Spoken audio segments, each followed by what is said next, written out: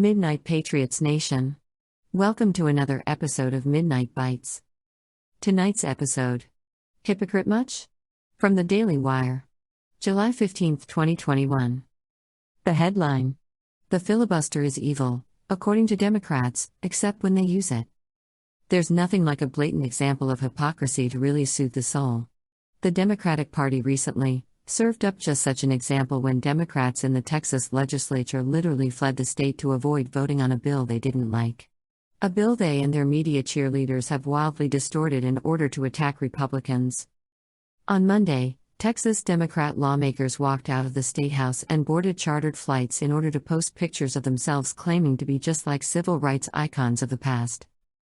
Okay, well, I guess one could be mislabeled a conspiracy theorist for thinking that they misused, or embezzled, taxpayer funds to charter private jets and buy booze for their Hypocrites on Parade tour. But I digress. Moving on. Their walkout prevented Republicans in the state legislature from achieving the quorum needed to approve bills during a special session, including one aimed at expanding early voting hours and making it necessary to show an ID when voting, something a majority of Americans support. As the Associated Press reported, this is the second time Democrats in Texas have fled the legislature to prevent votes on bills they do not like, because, as the outlet noted, they lack the ability to permanently block the voting measures, or a list of other contentious GOP-backed proposals up for debate. This is essentially a filibuster, something the party has railed against ever since President Joe Biden was elected and Democrats took tentative control of the Senate, meaning they only have the majority because the tie is broken by a Democratic vice president. Wow. Just wow. Midnight Patriots Nation. Essentially my ass. This is exactly a filibuster. You know, the very thing they want to destroy on the national level. Talk about hypocrisy and zero self-awareness. The story continues. One of the most vocal opponents to the filibuster is Senator Elizabeth Warren, who has called the centuries-old practice, quote, racist, even though she has used it hundreds of times in the past when Democrats were in the minority.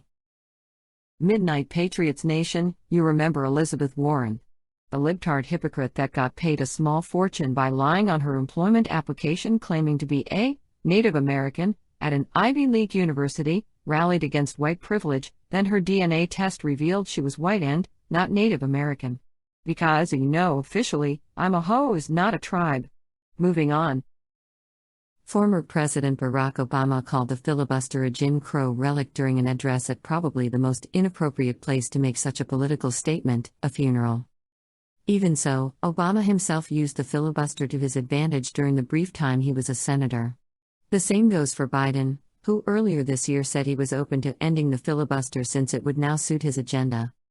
As the Daily Wire's Emily Zanotti noted in March, Biden said at the time that the filibuster had been abused in the past, bringing up the fact that it had been abused in a gigantic way the previous year and used 250 times.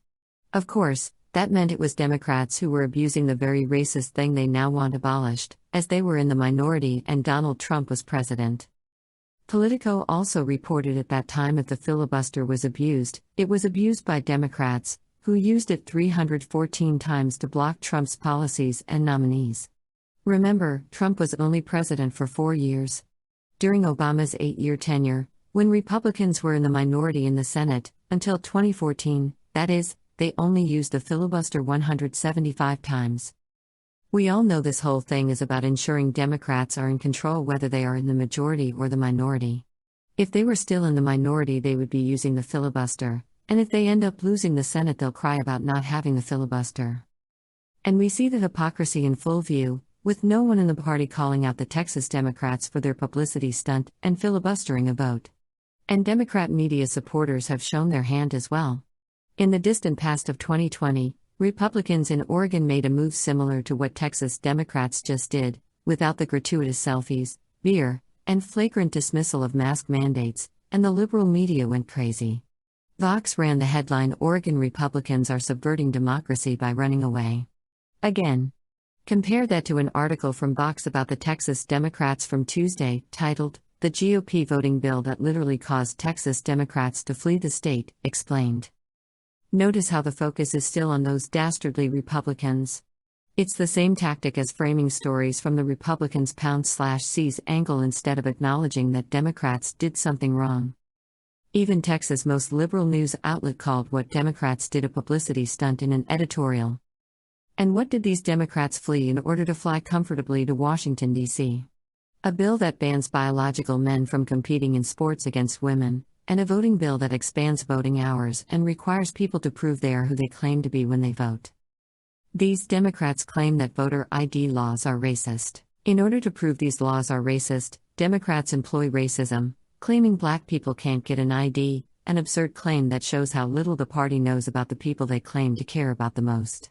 These same Democrats who think it's so racist to require someone to show an ID to vote had to show ID to board the chartered plane they took to flee the state. At least one of them had to show ID to get the beer that was seen in one of the selfies they shared. They'll probably need to show ID if they have to get past security at the White House.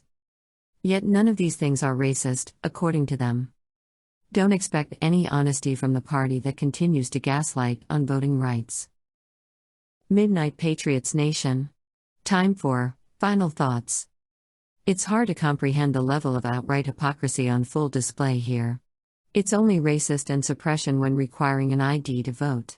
It's never suppression to require an ID to exercise liberties codified in the U.S. Constitution when it serves their own agenda. Perhaps Republicans should attach all the infringements to abortions that Democrats want to add to the Second Amendment, in the name of safety. Limit the age of the patient because 18-year-olds are not mature enough to get an abortion. Limit the amount of abortions you can purchase in 1 year, ban abortions on multiple fetus. Because, nobody needs a high-capacity uterus. Mental evaluations for the patient, to ensure that only the right people get abortions. Mandatory background checks on every abortion, make it a felony to lie on that application. State training and license to receive a concealed abortion. Tax stamp and fee requirements for any rapid abortion request. Create a federal database of all abortion patients, just to ensure if they have more than the law allows they can ensure the safety of the community and investigate the providers and patients. Can you just hear the liberal craniums popping now? Can you hear the shrieks of terror, the headlines about the war on women, and the tears from the CNN talking heads? The liberal tears would be delicious indeed.